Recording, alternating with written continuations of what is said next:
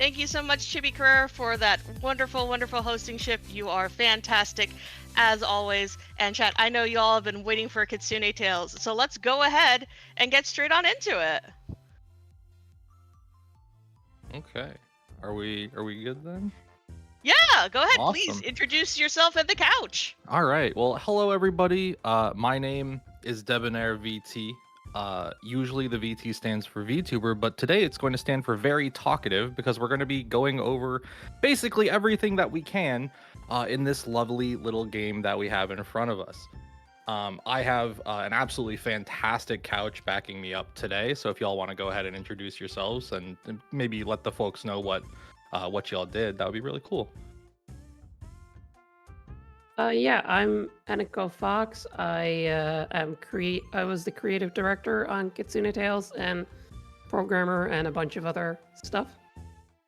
My name is Allison Chabet. I was the lead artist and gameplay designer on Kitsune Tails, and I'm happy to be here. Yeah, it's lovely that you're both around because this is definitely one of the cooler games that I have played in recent memory. Absolutely my top game for this year. Super great. This game is very young as far as games to speedrun go. It's back in August of this year is when it came out, and it's this is actually my first speed game. And it's a great introductory speed game because the category that we're playing is Curie percent, which means we're going to be using a specific character, and the difficulty that we're playing on means that anytime that we would take a death, we get hit too much, fall in a pit, we pop back up on a cloud power up, which means you can try any trick you want and you'll always keep moving forward. So it's fantastic for learning. It's a great entry point to speed games. And it's like a Mario game. It's very similar in that 2D platformer style. So the other really big thing that I think is super cool is that there is an in-game timer both for individual levels and full files. So you don't even have to bother with running an external timer if you don't want to. We basically use that for all of the timing in any category. So with all of that said, I think we're just about ready to start. Time will start as soon as I click OK on our magic postcard. So I guess we'll get going in 3, 2, 1, go. So right away, the very first thing we have to do is open the developer menu and switch to our character, because technically we're going to be playing the second half of the game. And this is going to seem pretty familiar to anyone that has played basically anything Mario related. We're going to be running right a lot.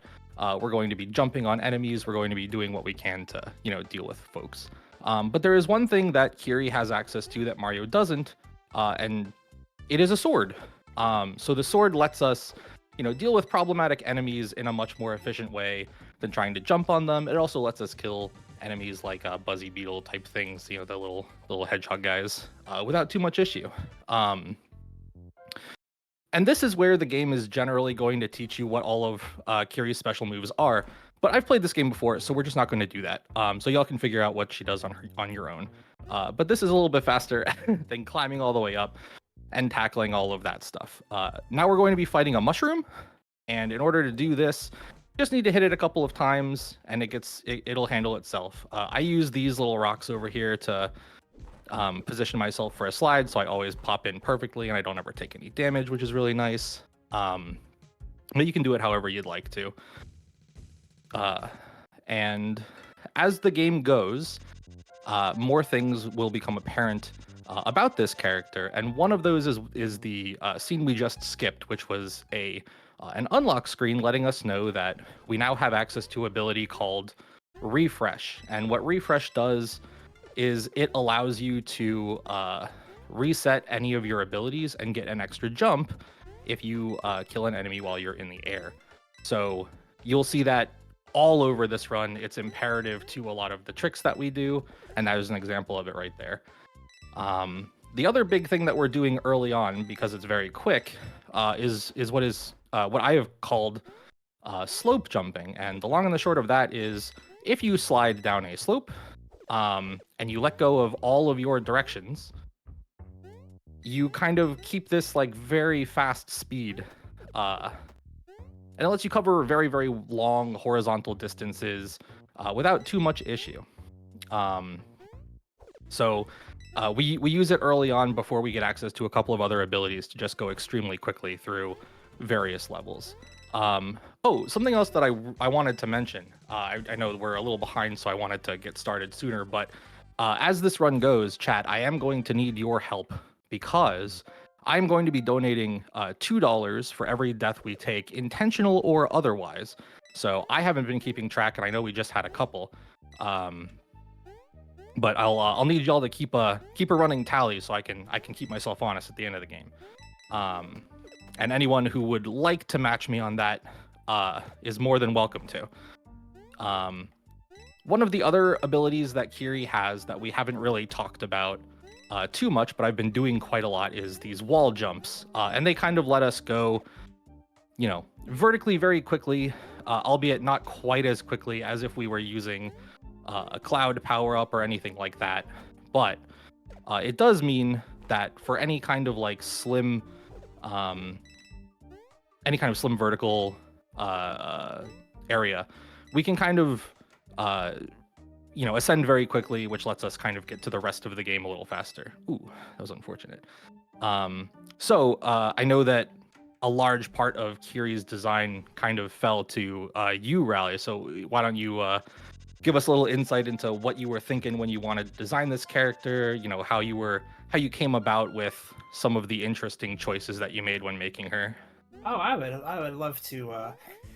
The way Kiri came about is we first designed the game and we wanted to kind of capture like a specific like feeling of old game. Like if it's kind of, you can see it's kind of Mario looking, but it's specifically Mario 3, which is a game that I grew up with, and it's very near and dear to my heart. So when I came onto the project and I heard that it was going to be Mario 3, it was very exciting. So we designed the first half of the game, which kind of has different power-ups that allow different abilities, and the levels are kind of our excellent level designer Liz Starr is in the chat here. She put together some really excellent levels and they really take advantage of those powers. But we also wanted to design Kiri, who kind of has, like, rather than using one power-up at a time, she would sort of, like, have access to, like, a suite of powers that she can access, always. So I had to make sure that whatever Yuzu can do, Kiri could kind of also match those challenges. And I want to make sure that, she has, the movement, she can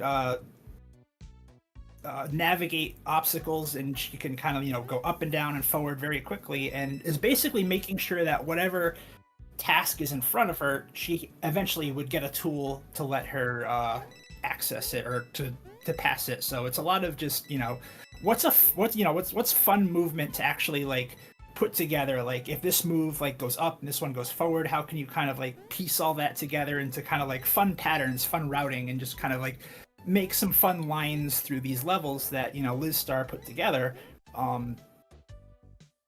and just make sure that she doesn't get stuck anywhere. So the best way to do that was to let her go as fast as possible and give her a funny little sword. And I do love both of those things, the funny little sword and the going as fast as possible. So that works out perfectly for me. One of the coolest things about learning this category was kind of discovering the new types of things that I was capable of doing with all of the various powers put together.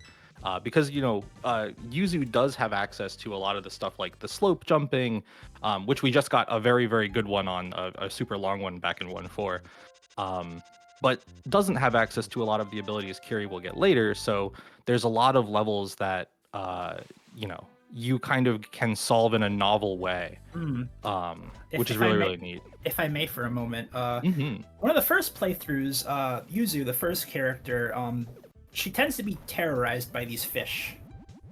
And after you play through and, you got to deal with all these fish that are chasing you around, then you get to become Kiri. And, well, you know how that goes. Yeah, women want her and fish fear her. So this is another cool little piece of tech. You can slide underwater, and sliding underwater is definitely faster than swimming to the side. So we use this a lot early on, but we will be getting an ability in World 2, which kind of lets us it replaces it and makes it a little safer to run across the bottom of water surfaces. But for the time being, we do tend to use that piece of it. The other important thing about this, I suppose, and maybe Rally and Annie, y'all can talk to this, but we're skipping a lot of the story, but the story in this game is absolutely fantastic, and y'all should play it on your own and make sure that you actually pay attention to it, because it's quite good. Yeah, that's I think that's Annie's ball to pick up. Yeah. So in that Yeah. case, how did the idea of this this story come to mind? What was your like inspiration for it? There's actually like a pixel art piece that I made ages ago, and it was this little fox girl with like this butterfly that she's looking at, and I had this idea in my head about this fox girl who meets this human girl, and she gets in trouble and is rescued by her, and then they both grow up, and then eventually the fox girl becomes this cool kitsune lady with a sword, and her human friend gets into trouble, and it's all very sweet and gay, and she has to go save her, and it was like a Metroidvania. So after Super Burning World was such a big hit, we decided to do a follow-up on it, and we pulled that idea out of the closet and turned it into a Mario game. I love that. That really comes through in the story. It's what you just said matches up pretty much perfectly with my experience while playing this. So you could still see like vestiges of the original story. We actually were going to make it so that you would have to backtrack and find secret exits to levels, and then those would unlock memories of Kiri where you play as Kiri. And you would get to see her side of things, but eventually she just like got more and more important to the story, and we decided to just give her an entire playthrough. Also, I should point out, because this may not be clear to everyone watching, that a lot of the time when Bo dies, it's not because they're bad at the game, but because dying is just faster. Some of them are because I'm bad at the game, though, so don't let that fool you. But yes, a lot of times when we do take deaths, because it lets us keep moving forward, and because the cloud kind of lets us ignore a lot of terrain and a lot of enemies in general, it does end up being pretty quick to just kind of take a death here and there and really not worry about the stuff too much. We also have, thankfully, only one pair of them, but there are like the equivalent of Hammer Bros in this game. And they are a little annoying occasionally, because oftentimes they... Oh, we just barely missed that. Oh, no. Okay. That's a little bit of a time loss, which is unfortunate. But yes, the I guess they're Shiba Inu, the dog folks. They're similar to Hammer Brothers in that they move around quite a bit, and they have variable movement because they obviously can't stop on certain tiles, certain spaces. So what we really want to do is try to we're hoping that they come to see us as soon as possible, because that way we can prevent the extra time loss from them doing what the one that we just saw did, where they kind of take a trip around the world a little bit and cause problems. This is an example of a level where dying and taking the cloud is extremely fast. Also, because of the way that the cloud works, we can kind of clip into walls, and that lets us, skip large portions of levels, which is extremely useful for a couple of stages, this being one of them. The next time that you'll see that really abused is a level in World 4, where there's an auto scroller with some walls, and it takes about a minute, but we're gonna make it take a lot less time than that. So.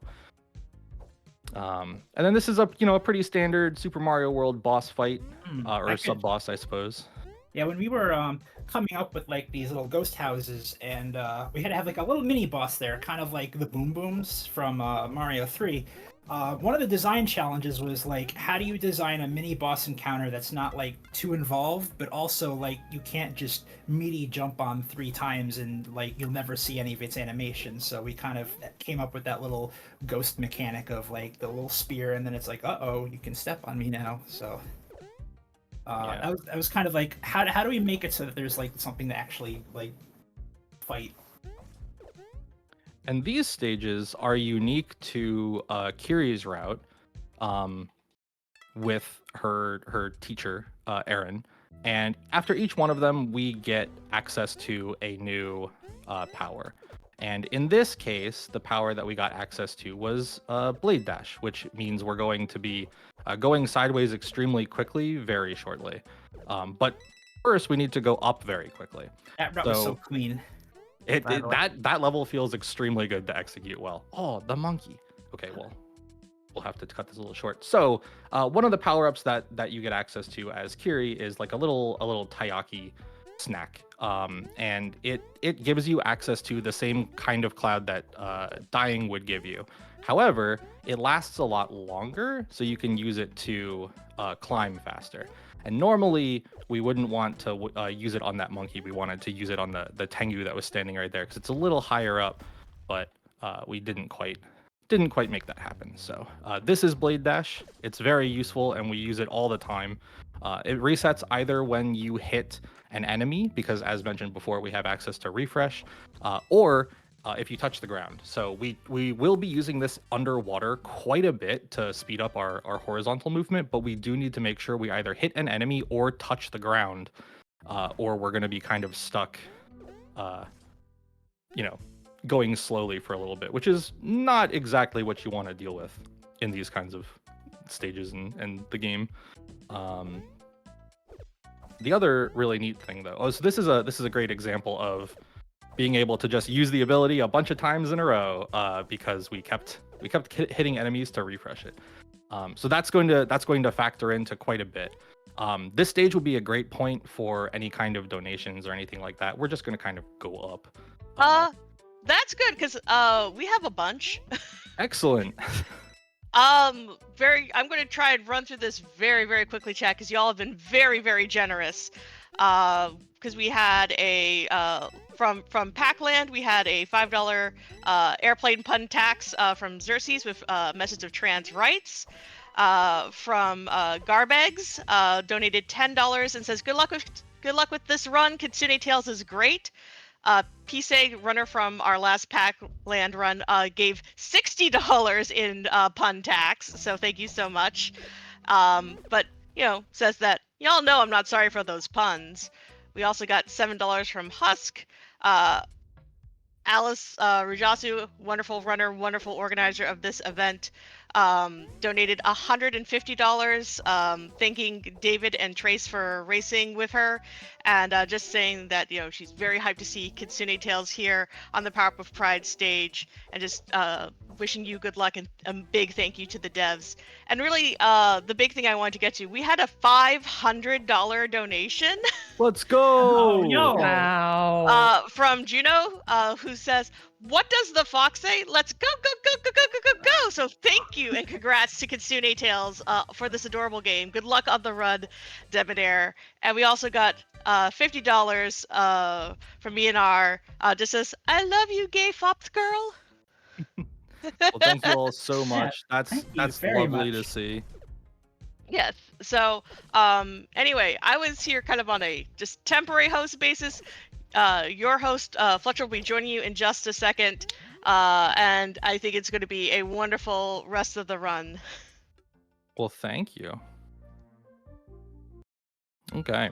So we just ended up kind of powering through the end of World 2 there, and the kind of the MacGuffin that we're hunting is a special key from each of these guardians. So there's 5 additional stages, but we're technically starting at World 2 because we had that that intro stage.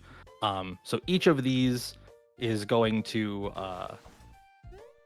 give us a key at the end. So we do need to make sure that we fight all of the guardians.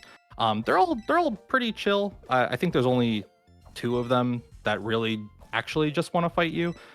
We just unfortunately had to beat up the Earth Guardian, who's an absolute sweetheart, and I think most people really like. But one of the positive sides to this run is that y'all are never going to see how these bosses are supposed to be fought because we are Mario with a sword. Okay, we missed that one, which is unfortunate. No. All right, well, Monty, why would you do that? yeah. So actually, that is now is I suppose a good time to talk about our cat shop friend and what they offer to a more casual run. If y'all want to talk about that a little bit. Yeah, let Annie take the helm on that one. Yeah, so the cat merchant, he usually, he shows up during the worlds and he has like little mini games, like a memory mini game and a Wheel of Prizes mini game, and also the Monty Hall problem because I really wanted to, deal psychic damage to everyone who played our game. It's and been effective so far. Yeah. And you can also, he shows up at the village and you can go there and spend your coins to get upgrades, not upgrades, to get power-ups. And that is actually an important thing for what we're doing or what we now need to do for the rest of these levels. So 5-3 is going to be our cutoff for reaching 999 coins. And the reason for this is that 5-3 is a really cool conceptual level where you are following a platform through a variety of vertical challenge rooms, basically. And you need to try to maintain the you need to try to stick with the platform for basically the entire time. The downside to that is that it is slow. So we will almost always want to try to go through that with a cloud power up, and the cloud, similar to other games that you may have played, is one of those that you have it for the entire level if you use the power up version. So it does just kind of let us fly over infinite gaps, and it's very nice. We have one additional opportunity to get a power up for free from the game. There's one more Monty Hall problem, and assuming we get that one, we won't have to go back to the village, but we do want to make sure that we have the backup ready just in case. So World 3, as you have probably recognized already, is the water stage. So a lot of these levels are going to be really precise underwater movement, and when we can't do that, or when we would otherwise have to route ourselves around problems like these ghosts or some angry fish or electric eels, as we'll find later, we oftentimes just choose to take the death and take the cloud through, because with a combination of the iframes that you get from taking a hit and the movement of the cloud itself, you can go really fast through it. I'm very happy with that screen. That screen has been a huge problem for me for a long time, so I'm really stoked about that. You did great. This mini boss is actually the first mini boss where they get access to an additional attack, I believe. Oh yeah, it's the first time you fight, it's just the stabs, and then this time they throw a little trick at you. Almost got you there. Mm-hmm. We really So want there's to try actually- to. Oh, go ahead. Oh, yeah, you go ahead. Wasn't that important? We really want to try to get as close to them as possible when they reset, because then they will start doing their extra moves more frequently, which is very nice.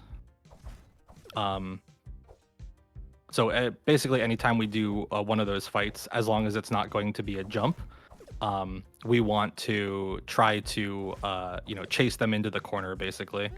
So this is the only Aaron fight that we're not going to skip this screen for, because we need the Power Fox for something later. And the only downside to saving or to quitting to Overworld, to skip the extra time of running across the stage, which sounds like not a lot, but it saves, you know, a good 10 seconds or so across the entire run, so we do it. If you choose to do that, you will still unlock the power that Erin gives you, but you will not have access to the item that she drops for you. So that is the only time that we're actually going to read what that one says, and then everything beyond that is more or less going to just be skippable. So this, I did not know that. yeah, it's something I found recently, because my thought process was, well, we have access to this menu, so we can probably just quit and we shouldn't have to worry about a bunch of extras. But I wasn't prepared to suddenly not have access to a Power Fox that I needed. So yeah, it's an interesting one for sure. Okay, we're on pretty good coin pace, I believe. Our goal is going to be at like 920 or so by the end of this world. So in 3.6, where our routing is actually going to change a little bit. There's a similar section in this stage to in 3.1 where there are multiple routes you can take, a lower and an upper route on a large screen. And what we want to do normally is just go to the bottom of the water here. But we can't, unfortunately, because we need all of this money for our potential backup strategy. The next opportunity that we will have to try the Monty Hall problem for a free cloud isn't until right after we clear 5.2. And if you recall, 5.3 is our cutoff point for when we need to have the cloud. So it doesn't really give us a lot of time to build up additional coins. So we're going to make sure that we take a little bit of extra time here and there to just grab a couple more. While we're elevating, is now a good time for me to come in with a donation? It is, yes. Excellent. Hello, folks. I'm Fletcher, and I do have a donation here from David TKI, who says, I'm pretty sure I made a plane pun at some point, so let this donation propel you to even greater heights, which I think we were just a tad too late on, but thank you so much, David, for that $50 donation to Point of Pride. Yeah, thank you. And anytime anybody wants to, you know, throw a little bit more at us, please go ahead, be our guest. Obviously, this is for a fantastic cause, and you should. So, this is another level where, once again, there's this is really neat to go through in a casual playthrough, but going quickly, we do just kind of need to skip it a little bit. And on this screen, we're going to play the game the most that we've played the game today. This is also a fantastic time for anything that needs to be said. Oh, and we were doing the levels, and Listar put this level together. One of my jobs is on the art team was to kind of decorate levels. So what you saw really quick there was a way I kind of decorated it is at the top it was like all the light blue water, and then as you descend the blue water gets like darker and darker, and then I use kind of like the dark seaweed to kind of give it like a gradient, so it's like you're really seeping, like when you're playing it normally you're like sinking down into like the murky depths, but then Debonair is just like, I have a different idea. Yeah, that particular screen is one that I considered trying to do with the actual like flipper item, and I tried a couple of different options to try to get it to be something that we could do quickly, but it is honestly like a nice little break in the middle of the run to just not have to play for a little bit. And yeah, it's only for the length of a power up, but it lets you stretch your hands and hang out a little bit. So it's a fun way to use one of the powers that we get along the way. Because normally we kind of just ignore them because most of the powers, or every power, gives you an extra hit aside from the Taiyaki, right? That just puts you on cloud. So we really want to be able to abuse deaths without slowdown, which means having extra hits is oftentimes not quite where we want to be. Yeah. This level is a really great showcase of how the vertical movement goes in this game. Like we're going to be clearing this very, very quickly. Well, I say this game, but I do specifically mean the Kiri category. That was a beautiful ascent, by the way. Thank you. I was going to ask for serious time, but it turns out I could just talk. That was one of my favorite levels, like in play testing, to be like, can I zoom up there? But I think you've probably beat all of my times right there. Well, we'll see. There's definitely something to be said about having played the game for a lot longer than I have in total. So, but yeah, that level was until very recently my favorite stage to execute in the game. But now that we have access to some other neat tricks, which we will talk about when we get to them, there are a couple other levels that are creeping in there. 6-3 being one of my favorites currently. Ooh, that's really unfortunate. My tiny little toes. Yeah, those spikes will get you. Mm-hmm. So yeah, there's not a whole lot to say about 4-3. It's an auto scroller that we kind of just have to press buttons for. So This is what part it is. this part right here, I did a lot of work setting up the snowmen so that when you kind of like walk into the middle, they're all like surrounding you and celebrating your victory. So I like that. yeah, That's that good. that was on purpose. All right.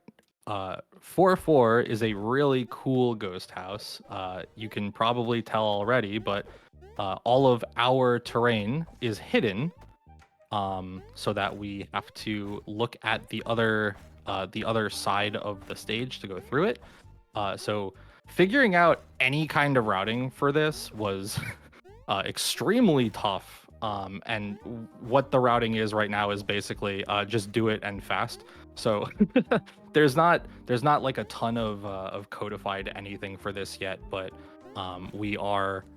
that was pretty good, so I'm not going to complain about that. Obviously, if you fall in any kind of vertical stage like that, you're gonna take a little bit of a time loss. I'd But like to just shout out to Liz Star for like that. It's just such a great idea for like a level concept. And I'd also like to shout out one of our other artists on the team, Shoehead, who did all the wonderful sprite art on the overworld maps. That was all Shoehead's work. So I saw him in the chat and just want to kind of shout that out real quick. nice. Yeah, honestly, all of the sprite work has been fantastic so far. I mean, well, I say so far for every run of this game that I've played. Okay, and this is Oh, the my dive kick. yeah, this is how fighting games go for me as well. Dive kicks are very difficult for me to deal with in general, but it's a really cool ability that, as of yet, doesn't really have quite as many uses as the other abilities because it moves you down. So you don't really want to press dive kick when you're falling into a pit or anything like that, where you would want to press like the shoryuken or a side slash or anything like that. So we're on pretty good pace here. We need to just try to make sure we grab some coins the next time we are able, and there are a couple of stages in World 5 where we can do that. So that's an example of the dive kick. It's called Full Metal Geta, and it moves you down at an angle very, very fast, which underwater is a godsend because it's very slow to fall down. As you sink, it takes quite a bit. So in this area, what we're going to be doing for the speed run is we are going to be taking deaths to just go along this bottom route and cutting through these corners because, as mentioned, things get a little slow, and we don't want slow too much. This is one of the only, I think this is the only secret area we access in the game, although there is a secret exit later. So don't tell anybody when we get to it, but in 6-6, keep your eyes peeled. Hello? That crab really had it out for me. All right, cool. So 4-6 is this is another the other level that we are going to be kind of abusing taking deaths with. It's an auto scroller where there's these ice blocks behind us and there are ice blocks in front of us, and these actually have a height, which I learned recently, as opposed to a lot of the other walls which don't.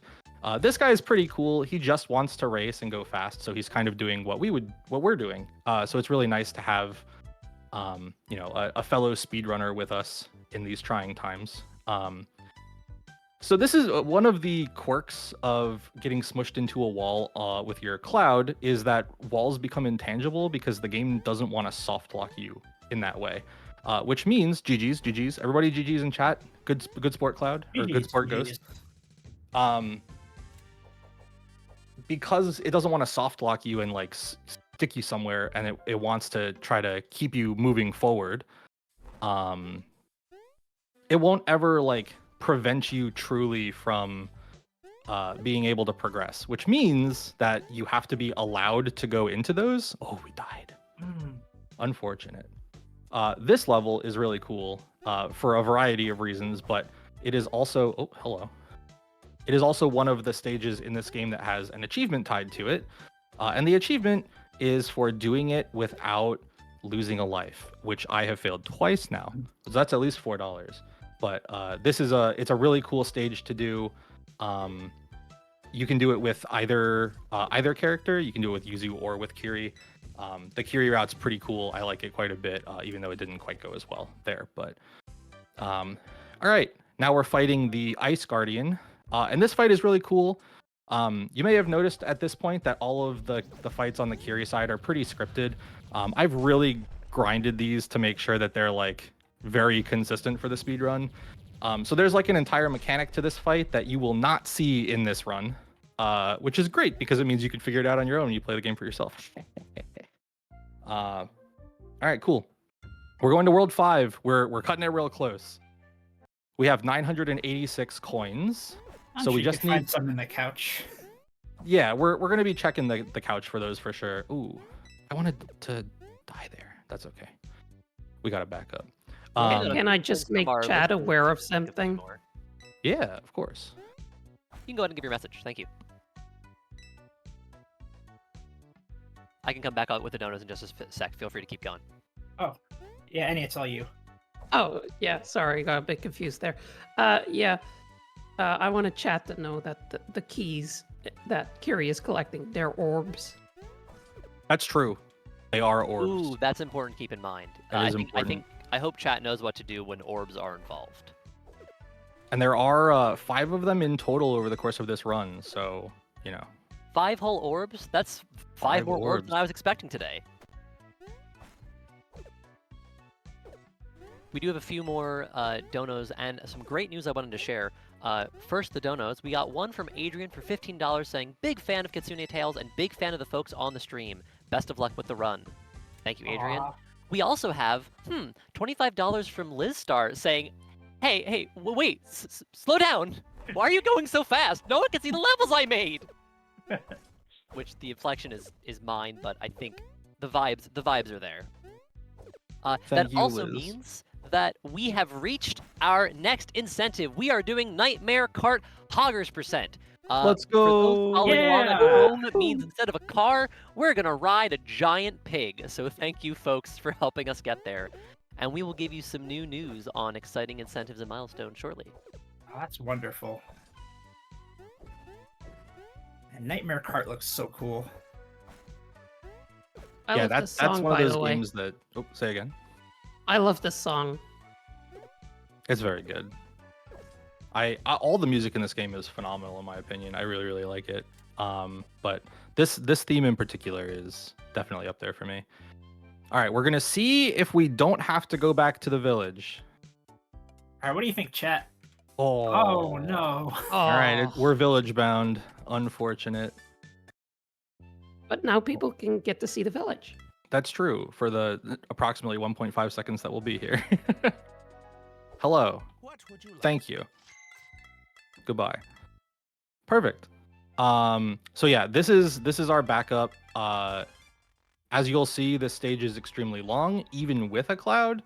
So what we really wanted to, I wanted to try to find a way to make this as short as possible. And one of the only other runner of this category that I'm aware of, Ninjinski, specifically grabbed a cloud from the Monty Hall game in World 5 for this stage, and that kind of gave me the idea to try to use it for my own purposes. But then it became apparent that it as far as I'm aware, it is still come back here. It is still a percentage chance. So there is a chance that you don't get the cloud. Okay, we're gonna have to You got this. You got this. Yeah, we're gonna have to do some curious stuff to get through the rest of this stage.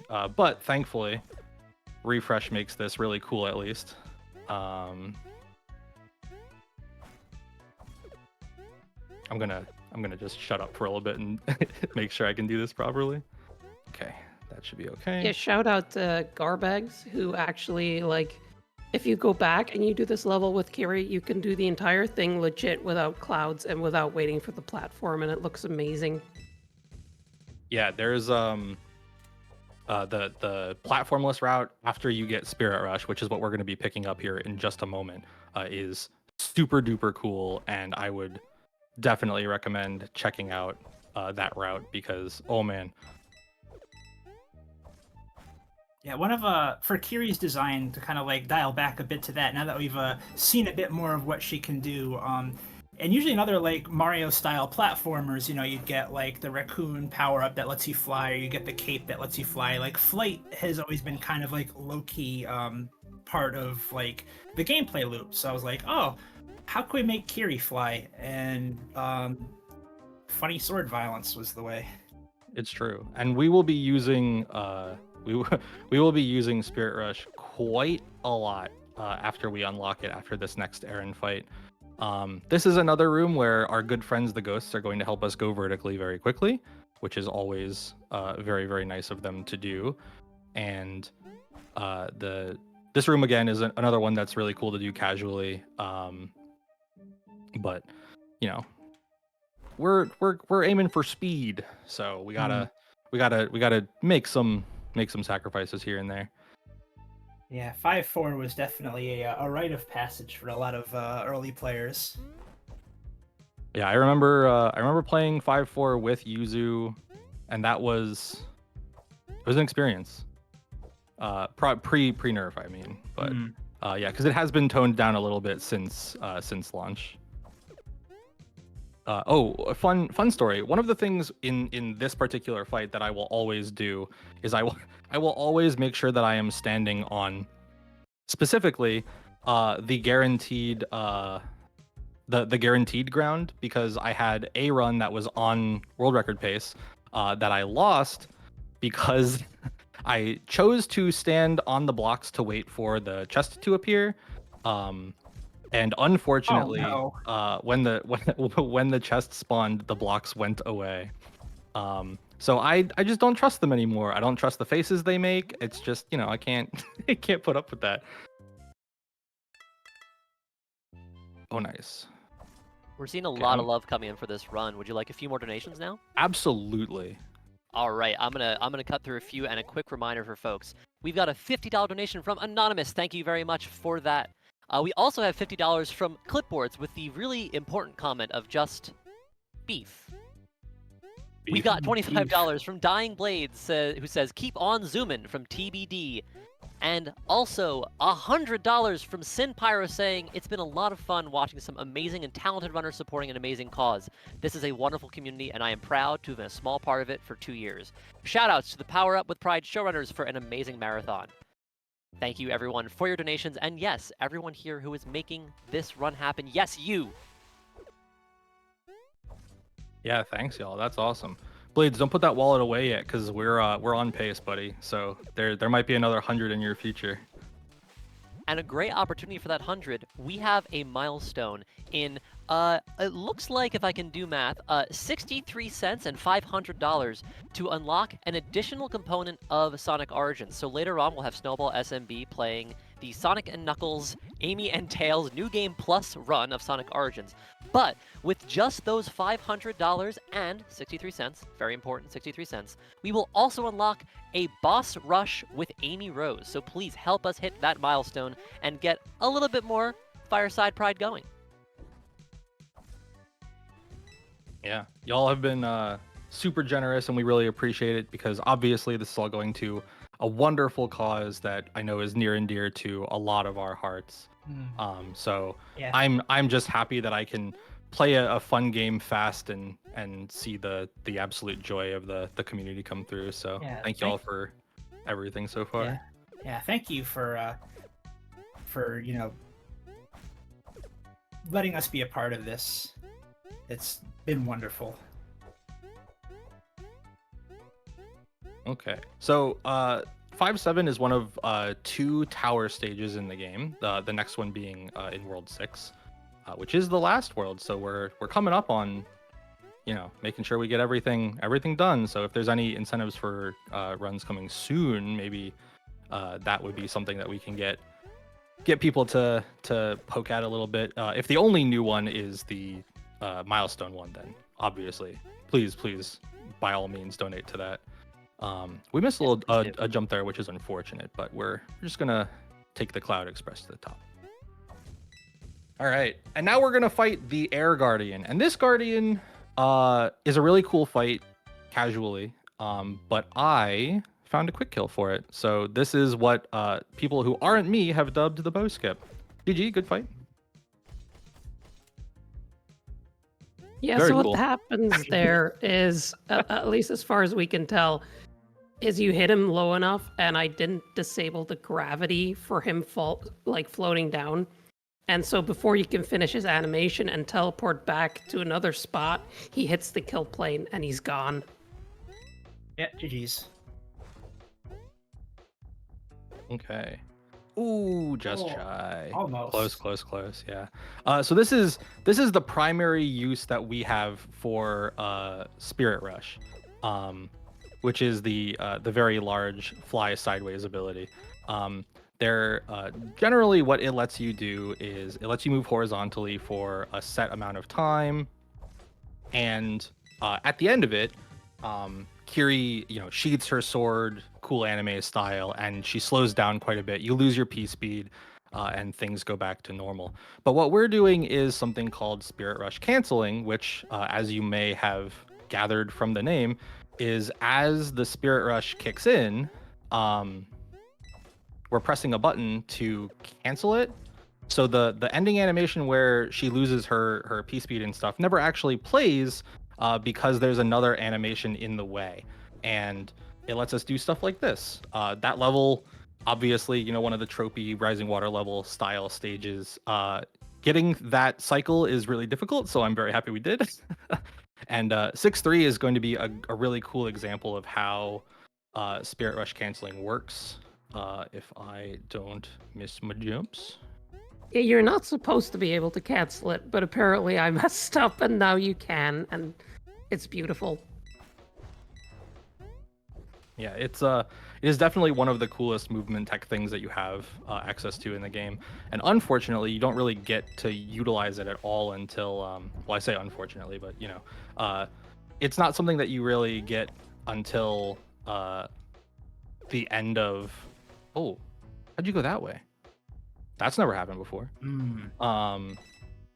It's not something you get until World 5, because it's supposed to be, the final ability that lets you do all of the super quick, fast stuff. Yeah. It was designed for just in case there was an obstacle that Yuzu goes through that Kiri couldn't. Just in case, as a false failsafe, here's a really big sword attack that should cover all the bases. Okay. This ghost house is very cycle based, but really cool when executed properly. So we're going to be doing a couple of neat tricks here to maintain our speed and also not mess up the cycle too much. Ooh, barely missed that. That's all right though. We should still. Okay. Ow. Yeah, that's unfortunate, but the door is still there, so we're good to go. Oh, and this is my least favorite mini boss in the game because there's a Bakaneko here. Playing this as Yuzu is very difficult, but playing it as Kiri is pretty straightforward.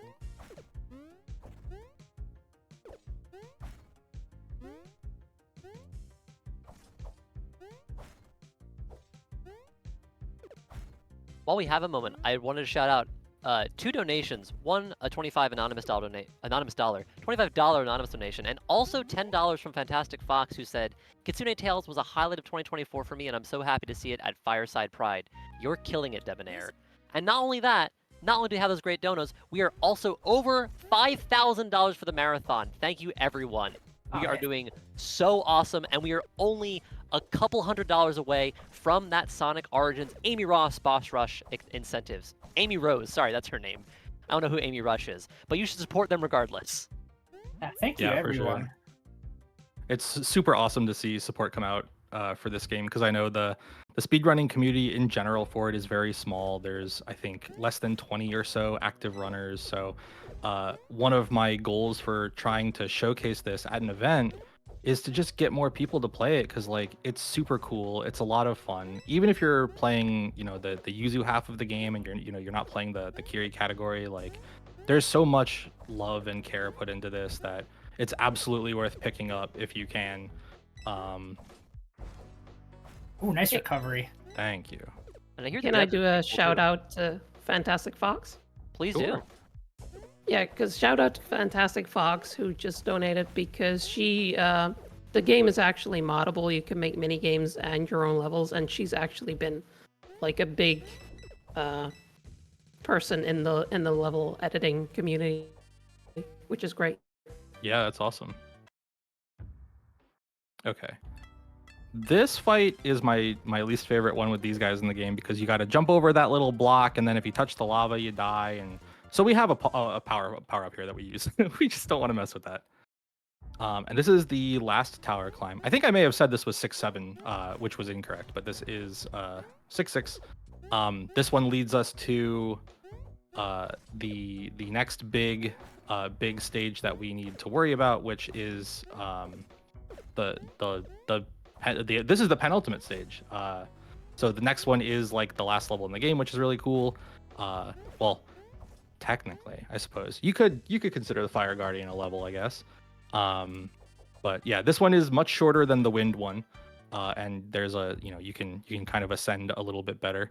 And this level is You have some tech for this, don't you? I do, yeah. So I found this by accident in my casual playthrough as well. If you line up the Fox's Foot, whether you're playing as Yuzu or as Kiri, if you line up their left for us foot, so stage right foot, with the inside of the of the left block at the top of the well, and you do your either for Yuzu it would be a power up, and for Kiri it is the Geta Stomp. But either one of those, and you fall straight down, you will land on the very edge of that little lava section, and it means that you don't have to bounce all the way through. Because normally what you would need to do is, while maintaining the stomp, you need to bounce all the way through the rest of the level. So that saves us a little bit of time, and that was, if you were watching, the secret exit that I mentioned earlier. It's the only one that I'm aware of so far. And now we're going to do a really, really cool boss fight. This one was really fun to kind of conceptualize, because we come up with all these like boss mechanics and we have to program them all. So we get to the end and like, what if a boss was just like a short, like intense little level? Mm-hmm. And Yeah. I think, that's one of really my cool. Yeah, it's one of my favorites to kind of blast through. But All right, so we are rapidly approaching time. We've got about a minute and a half left. This Who's is the final this? boss of the game. This is a mushroom. We saw them at the beginning of the game, shortly after we skipped the tutorial. Mhm. So they're back, and we need to defeat them in a different way this time. So what we need to do is we need to hit this orb above their head 3 times with Yuzu, and then jump 1 additional time to trigger a cutscene. And then we get to finish it off by playing Kiri. And what we want to do is we want to hit this as much as, without issues as much as possible. And we want to avoid those blocks falling from the ceiling. I believe they're random. So you kind of just have to react a little bit to them. And unfortunately, because we didn't play the game as Yuzu, there are no power-ups. So we just have to do this legit. But Kiri's playing a different game, and you'll see why very, very shortly.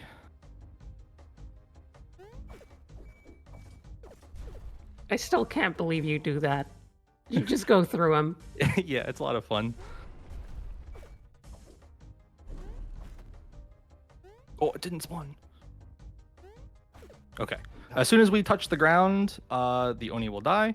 Then we're going to mash through a short cutscene, and time will be as soon as Yuzu lands on the mushroom's head. So we're very, very close. Everybody chant "talk faster" because it does help. I've tested it. Talk fast. Talk Everybody, fast. we just talk need them to fast, talk fast. Fast. Talk Chat, fast. help us out. Talk fast. Talk fast. Talk fast. Talk fast. Talk fast. And time. Hey! GG's, everybody. We not only beat world record, we blew world record out of the water. We just saved 3 minutes on world record. Nice. So I'm stoked about that. That's awesome. We're gonna let this cutscene play while we chat, because I do believe we're pretty far. We maybe earned a little bit of time back from the previous delays. So we get the reward.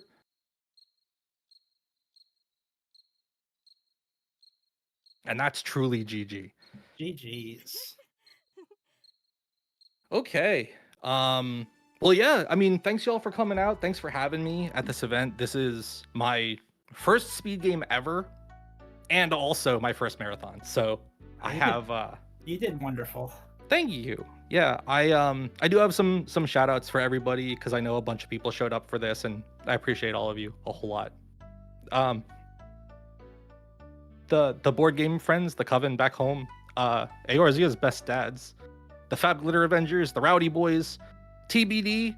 I hope you all agree that I played this game like a gazelle. Blades, I'm expecting that next donation soon, because oh baby, did we beat world record. And of course, thank you so much for being here, Rally. Thank you so much for being here, Aniko. It was lovely to have you on the mics with me. That was super awesome. And of course, I cannot forget my biggest fan and supporter, my lovely wife. So It's been a pleasure to share this journey with you. You've come so far with this run, and I'm proud to see what you've achieved with it. Yeah, thank you so much for running our games.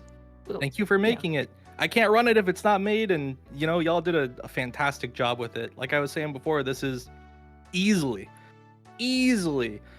my favorite game of this past year, and it is going to continue to be a fixture for me as I go forward. So yeah.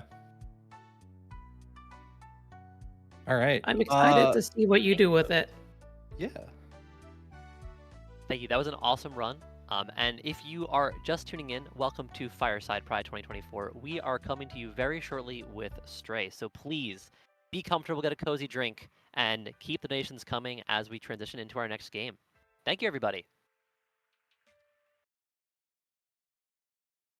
We also did have a donation sneak in that I'll get in now from Cavid Juniper saying, this is for the previous run, but good luck with the run and much love from your friendly regen healer. Remember, graceful like a gazelle fox? So thank you for that $10 donation. We also have some great news on the incentives front. We have a new poll that has opened up, a bid war for our final block of the run, which is going to be a Metroid Prime randomizer. You can help us select what suit to wear. Your options are the Fusion suit and the Metroid Prime suit. So as you donate, be sure to pick one of those and make your opinion heard.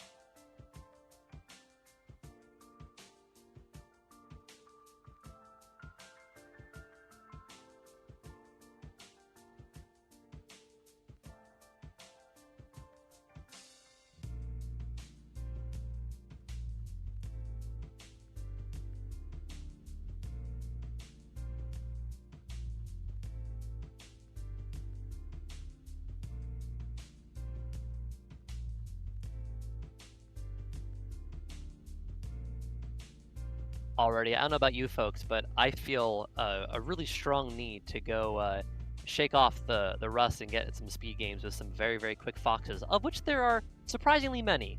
If I had a nickel for every fox-based speed game that I've seen in the last maybe year, I'd have at least 2 nickels, which isn't a lot, but it's weird that it happened twice. A reminder that this year's Power Up with Pride is benefiting Point of Pride, a charity that is a 501c3 nonprofit organization who serve folks in all 50 states across the US. And we are putting money towards a number of their awesome support programs, such as their Transgender Surgery Fund, which is a scholarship-like program that provides direct financial assistance to trans folks who cannot afford their gender-affirming surgery, or their free femme shapewear, which provides shapewear, specially designed compression underwear / gaps to trans femme people who cannot otherwise afford or safely obtain them.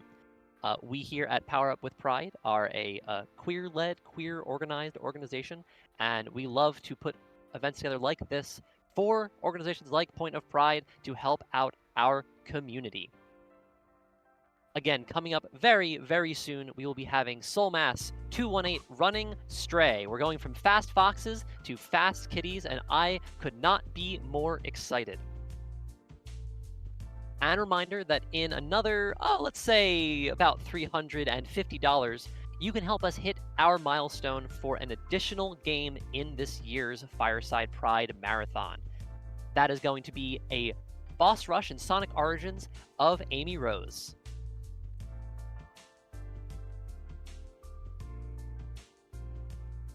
Again, stay cozy, find your drinks, find your blankets, whatever you need to stay warm in this cold weather if you're in the parts of the world that have cold weather right now. And we'll see you very soon with Stray.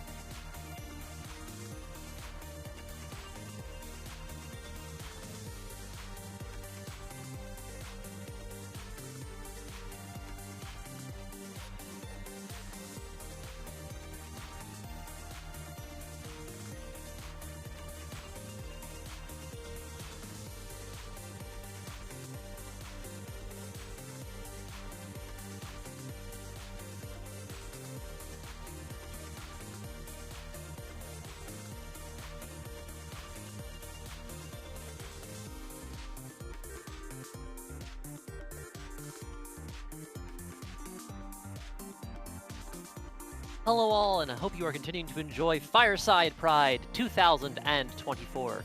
Figured I'd sneak in with another donation here because Dying Blades came through on, quote, the full $100 for the world record of Kitsune Tails GGs. That was pretty dang awesome to see a world record right here on Fireside Pride 2024.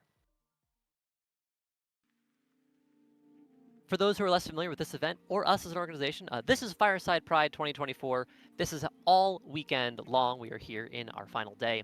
If you missed any runs and you really want to catch them, you will be able to find them uploaded after the marathon on our YouTube channel. If you want to stay up to date on this or future events, you can follow us on Blue Sky, Mastodon, or you can join us on our Discord. Links to all these can be found in the panels right below. If you just scroll a little bit below the screen right there. And you can also type !social in chat. Stay tuned, Stray coming your way with Soul Mass very, very shortly.